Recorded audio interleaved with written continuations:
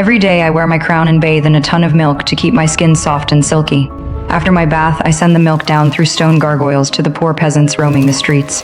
They never know the milk they scramble over is the water I bathed in. Yet I was not always this lofty and powerful. I was once a slave bound in iron shackles.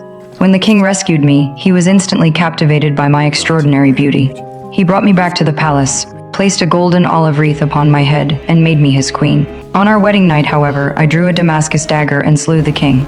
I summoned the rebel Black Knights, seized full control of the kingdom, and ordered mass executions of all royal bloodline. Young Snow White was locked away in the dungeon forever.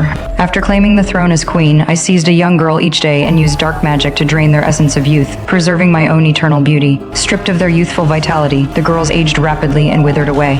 Every day I would ask my magic mirror, who is the fairest in all the land. For years, the mirror's answer never wavered. It is you, my queen, without a doubt. 12 years passed, and the mirror gave a different reply for the very first time. A maiden far more beautiful than I existed, and that girl was none other than Snow White, locked in my dungeon over a decade prior. The mirror told me that eating Snow White's heart would grant me everlasting youth.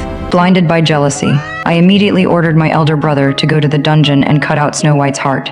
Unexpectedly, she slashed his face and fled while he was stunned. I sent soldiers to surround her, yet she slipped into the sewer tunnels, escaped the castle, and hid deep within the dark forest. Back in the palace, I cast a spell to bury the forest in heavy snow, yet the blizzard could not break Snow White's spirit. She rallied followers and prepared to march against me. As the final battle drew near, I absorbed the life force of dozens of young maidens, restoring my power to its absolute peak. Soon Snow White led her army charging toward the castle, and dwarves who had snuck inside beforehand threw open the gates, sparking brutal close-quarters combat.